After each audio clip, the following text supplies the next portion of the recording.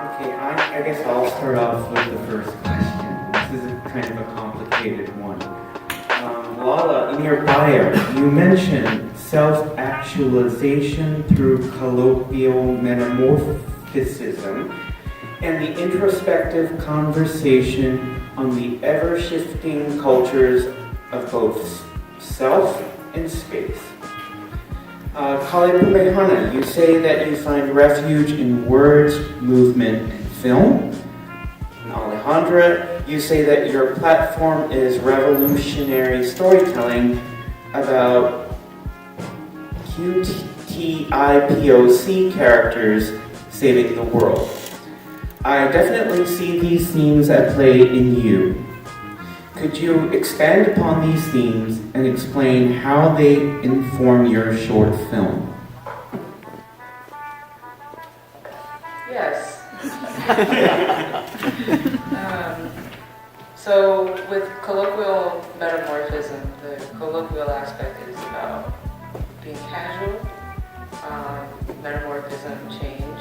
So I think with you, it's about not taking things so seriously, and then kind of being loose as we're moving through your issues, and changing, evolving, and learning from the lessons. And both self and space. Yes. The relationship between self and space. With the location of you, it was shot entirely in Honolulu, Chinatown, and it was I intentionally wanted to shoot it in a backdrop that's not typically seen or depicted when people think about Hawaii or about Chinatown. So the backdrops were specifically for that purpose. And then matching the relationship with self and kind of shifting the perspective. So it's all kind of tied together. Does that answer your question? I'll go next. I feel like we just sat in order. So yeah, I think that mine was about just where I find refuge. So that's always been in words, writing, speaking, kind of mostly writing though, I would say, for myself personally. And then movement.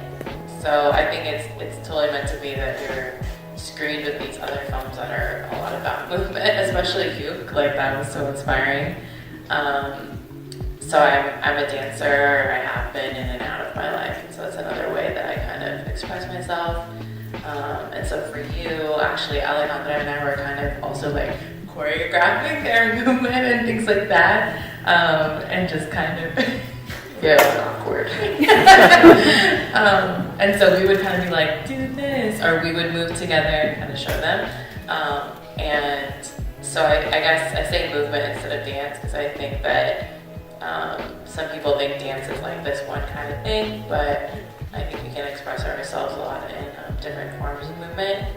And then also film, just because I think that it's a great way to put all these different elements together, like expressing ourselves. And that's why I loved working with Lala on You, because I actually knew their poem ahead of time and had heard this poem a lot, and really loved it in a good way, but really loved it. And so then when they decided to do a film, it just made a lot of sense, and it was cool being able to work all together on that.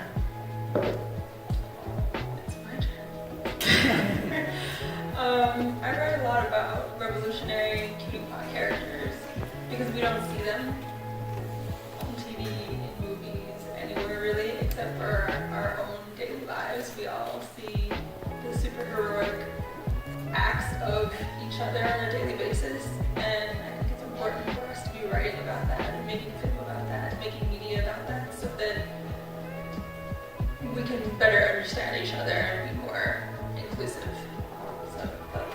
And that's part of why I was hyped to partake in this project, because we are all QTipoc, and we just need to be putting our stories out there, and I think that we are. The other side of that is,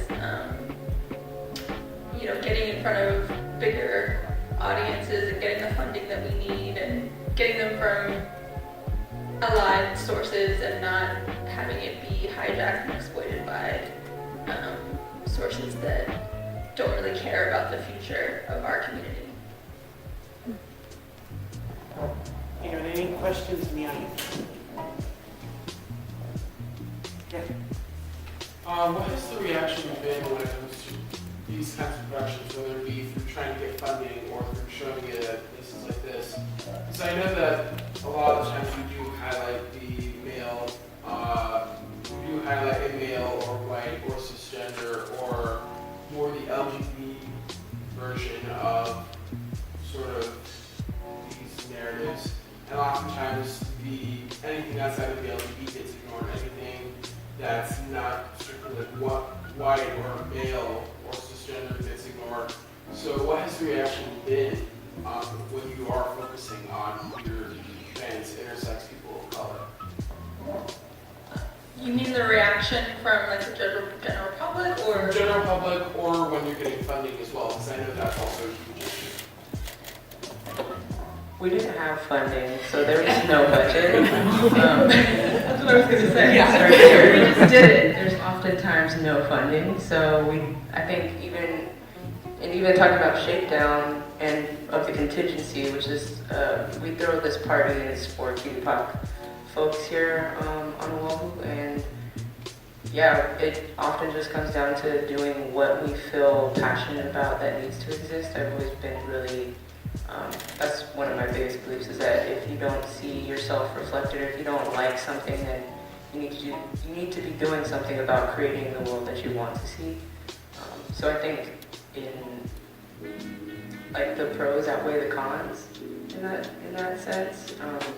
I think there's sometimes education involved with sometimes people don't use those acronyms because it's very academic. Versus just like, their real experiences, so people can identify with that more so than the terms, really.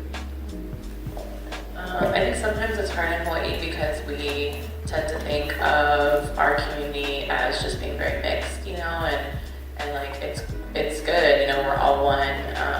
So I think sometimes people, I'll speak just for the contingency stuff, but I think sometimes people are kind of confused as to why we're doing that, or why we choose to use this sort of language. And I get that, because I think that's just speaks to the space. But we've been trying to, we all collaborate in all these different ways. We have all of our crew here who helps out, and our other fun with the contingency Jared, and I think that we're in these little circles where we just keep doing things and making space and doing things and making space, and for the most part, honestly, people are kind of, because it's different, people are kind of either curious or hell yeah, I've been waiting for this. So in terms of funding, it's like they said, there is none. So we just do it. Self-pins and stuff to fund ourselves. Yeah, so a lot of what we do is just for free, or actually at our expense, and I think we're trying to find ways of making it more sustainable for ourselves, and that's just a lifelong struggle, but we're getting there. But we did be lifelong, and the film we just saw reminded me of that, because it's there was the first shakedown baby, right? So there was enough time for the community to grow and for people to age up and be okay, well, I was here when this started, and then now I know how I can take that and move forward with whatever connections you make as you get older.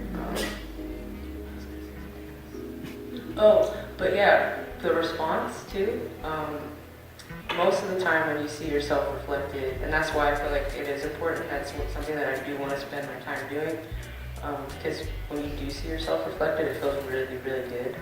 And there's so many pockets of nuance that we can get into, even with this film that we just saw. I know we're supposed to be talking about you, but it was I remember when things was like that, I remember it brought me to a different place. So it's I feel like it's really important, and not everybody will understand it. I think I showed somebody the film before, you, and then They're like, oh, it's like a music video. It's like kind of like a sex video, isn't it? Were we watching the same thing? But, people perceive things in different ways, however their experience informs them too. Yeah, as far as reaction, I don't really pay attention to that part. Feedback, constructive feedback, yes, but I'm kind of mostly unaware of the reaction, except for my own. We'll see if that ends up being a blessing or a curse as an artist as I grow, but right now I really appreciate that about myself because it allows me to just keep participating in projects like this and just trying new shit. Well, I do have another question for you. This is a landmark year for our festival, as we are showcasing women's films like never before. Please share why more women need to be making film, especially QPOC women, and what women uniquely bring to the art of filmmaking.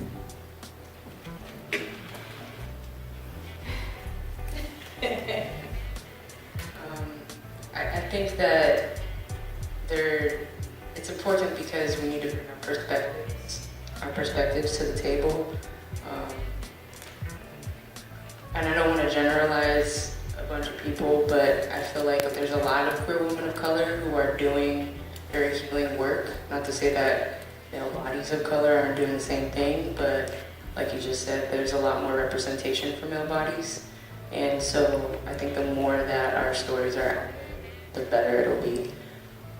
With this film, with You, there was it flipped, right? I was flipping the perspective on relationships, and so it reminds me of the music that we listen to in popular music, popular songs, popular films. If the story is always the same, and you keep repeating that over and over, those become our mantras by virtue of us just singing these songs about unhealthy relationships and just ingraining those ideas within ourselves. So the more that we do focus on different kinds of narratives, people can be affirmed by it and be encouraged maybe to make something themselves. Actually, I started making films a while ago, or at least I think my first film was maybe 6 years ago, and I didn't think anybody saw it because it was a small screening. I put it online, but I didn't think that many people seen it, and I just put it in a story does anyone remember this? And then people messaged me I didn't even know who they were, and they messaged me I saw that, and then it inspired me to make my own films. I wanted to make a screening, it didn't really work out, but I tried, and I was like, that's awesome, I didn't know that it has that reach, so I think people are watching, even if they don't say anything, Yes, I agree. I'm also thinking a lot about how it kind of gets that thing about if we don't tell our story, somebody else is going to tell it for us. So I don't know, just as Lala was talking, I was thinking about that film that came out a while ago, the French film, Blue is the Warmest Color, and everybody's like, oh, that's my shit, it's so great. And then later I read all this really messed up stuff about how I don't know if it was the director, but yeah, the male director made them feel super uncomfortable. And they're used to, young women being put in this role, and as queer women, we're all loving it at first, but then you find out later that they're actually really uncomfortable and being kind of forced to play these roles. And I was so sad when I heard that because we don't often get films like that, and then to be so disappointed to just know that, it wasn't even what we thought. We totally were just fooled by this image, and it totally killed it for me. I was like, damn, that probably would have felt a lot different if it was. I've heard about really great female crews working together to minimize who's in the room when there's these intimate scenes, or only having a few folks, and just really creating more of a safe space for these intimate moments, and I think that we don't often hear about that, but that's not the norm, you know? Like, this is just another commodity that's often sold, so even some of the films that we're inspired by that we see aren't even safe or necessarily like the representation that they're portraying. And so I think it's really important for us to step up and do that work so that we can try our best to tell a real story in a real way, and just kind of be supportive for one another.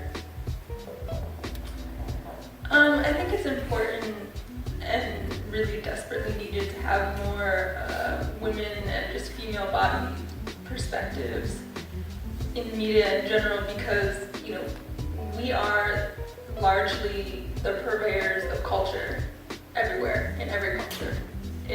We pass it down, we shape it. We do a large portion of that work, most of it, in most cultures. And not having such a dearth of media that is by us from our perspective is leaving a gaping hole in the understanding of the human perspective. I believe that media plays a huge role in our ability to understand and connect with one another, and having such a gigantic gap in the narrative is a huge hindrance to that, I think. It carries over too, so if we have more women who are in, or female-bodied people who are in, who are getting paid from doing this work too, then it's like lining the pockets, it's across the board, it's a little better. Any other questions from the audience? Yes, Jared. What's qtipoc? What's QPOC? Thanks, Jared. I just learned this today too, so. I know it, I just... Anonymous person in the audience. So QTPOC, as we use it, is queer, trans, intersex people of color. So it's also funny because, you know, people tend to mix up like sexuality and gender as the same thing, and it's not. So being trans or intersex is different than being queer. But because we all get a lot of shit, it's kind of like, hey, we're in this together. Even then, I was going to say that people have different perspectives on what queer means, or different. I mean, it's an individual experience. So it's like queer can be, it's not necessarily a sexual identity. It can also just be your gender expression, or anything, you know. Yeah, definitely. And I think that like for us, it's just our way of like flipping that like LGBT kind of mentality and bringing in prioritizing people of color, and also queer as like an umbrella of. I think like for me personally, I think of the term queer as an umbrella for all of those things. So whether you're a mahu or you're gay or whatever you want to call yourself, I feel like it's. I use that term as more of an umbrella personally.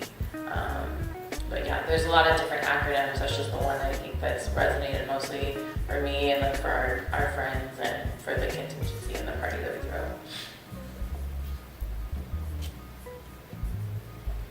Any other questions? Yes. How can we support you, both the film and you as creators? You can share the film. It's online now, it's free. Also, thank you though for showing it here. At the contingency, we throw a monthly party at the Manifest. It's last Thursday, so you can come and patronize us there. You can also, I have a website. I'm an artist and designer. I do freelance full-time. So I have plenty of merch on my store. I also have plenty of call to actions that you can share. And I'll be very much appreciative of doing that. Yeah, I agree. I think a lot of the stuff that we do is like just sharing and getting more of the message out there, because we really rely on this community to make more space for ourselves, really. So whether it's like individual support of like, yeah, going to Lala's website or sharing it, or if we have another project coming up, like sharing it on social media or emailing people.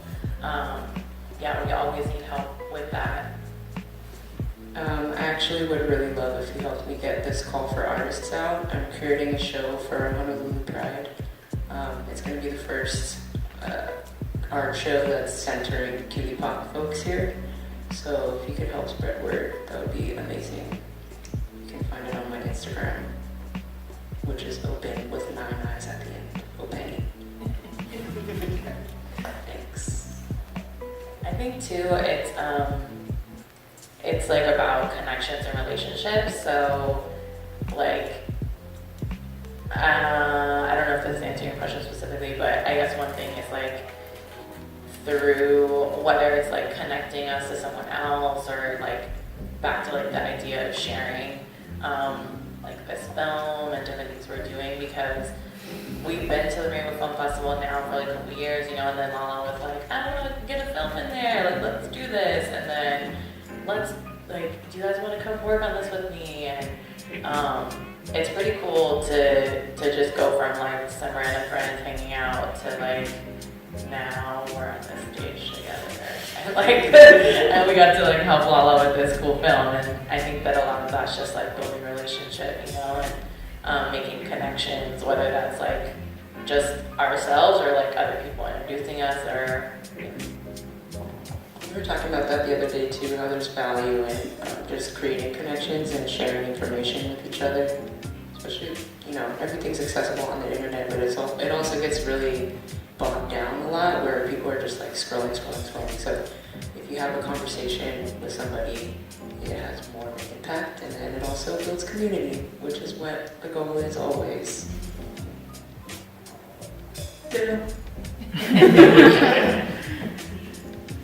Any other questions? Yes. I just wanted to make a comment. I enjoyed all the films tonight, but I really saw a theme of how strong it is when women take back their sexuality and express it for themselves. It's so different than women expressing sexuality according to the way men want them to express it. I thought that all 3 films really hit that on the head, and I was actually at a club. I wasn't at Shakedown, but I was at another club, you know, women's strip club in LA, and it was so powerful to see women just really enjoying their sexuality in a free way without that predatory aspect. You know, women, when they support each other in their sexuality, it's so liberating, and it's so beautiful, and it's so freeing, and all of that violence and suppression and manipulation is gone. And I'm a political scientist, so for me, I see it as how we can really fight back against the patriarchy, is to be able to liberate ourselves. 100. Put that on a t-shirt. We'll wear it every day. Yeah, thank you for that comment. I guess one thing I want to say in response to that is that we also really have to check ourselves in terms of like our internalized, the things we've internalized by living in the society, because I think you are right, and in a lot of ways we're able to release from that when we work together, but we also see a lot of violence and manipulation and that same sort of dynamic playing out in queer relationships among women. So I think it isn't perfect, but on the whole, yeah, it's generally, you know, shit ton better than like when it's a bunch of dudes. So I think we're getting there, but we still have a lot of work to do for sure. And that kind of goes back to the message of you, which was, you know, every relationship you're in is a reflection of yourself and where you are personally. So even like probably the biggest challenge of making you, even though there was no budget, was what came before that, which was the internal work and figuring that out, and coming to a place where I was like, okay, no, like this is about me in a relationship with myself, even though it was written for somebody who I ended up breaking up with. But you know, it's more about like, yeah, loving yourself, like you just said, and being cool with yourself, and being like, yeah, you're tight, I'm like you. Okay, okay, one, you have a question? Yeah, can you just speak more about the process of like you go over from that, right? Of like writing that and then figuring out kind of what it meant and then intentionalizing like how you did it in the film. So when I wrote that when I first moved here, which was that like 3 years ago? Yeah, it was 3 years ago. And at the time I was seeing somebody and it was all infatuation and roses and sunshine, and I was just like, I miss them so much, I need to write them this poem. And it came out, I do spoken word sometimes, so that's how I meant to just perform it. Actually, I just meant to send it to them, but then we ended up splitting for reasons, and then I was like, okay, well, let me just perform it at this, it was a first Thursday, QWOC's first Thursdays, and then I ended up qualifying for finals or nationals or something, even though I was just like, I just wanted to share this because the person it was for never got it. And then, so that happened before I even was gonna think of making a film out of it. And then we were talking and was just like, okay, so it's not gonna be about them. I don't want it to be about them. And actually, it never was about them. It was about me and my relationship with myself. And because, you know, every relationship you're in, it's gonna be good if you're in a good place. If you're not in a good place, it's gonna carry over. So yeah, it was about letting go and kind of getting more grounded. And then from there, it was just, how do we portray this message in a way that is gonna tell the story how it needs to, you know? Yeah. I'll speak because I was a witness to a lot of this, and it was actually really cool to see the progression, you know, because it's like going through that experience of like having something that you really want to give this person you really love and care for, and you're like stoked, like, I made this for you, I want to give this to you, and it's like, oh damn, okay, that didn't work out like it was planned. And then I know it was, I imagine just it was hard to not be able to do that. And then I feel like it was cool at the time because Law and I were talking a lot through this and just seeing their progression of going like, this is something I really want to give somebody else, to like, fuck it, this is just actually something I want to give to myself, you know, and something that I want to put out there is like something we should all be giving to ourselves. So it was cool to be able to like see that shift from kind of like a sad, like happy heartbreak, and then just, you know, back to like loving self. Okay, we're gonna have to wrap things up. So, Lala, Kaleipumehana, Alejnadra, it has been a pleasure. Thank you all for coming to tonight's screening, and please join us for another full weekend of films next week. Good night.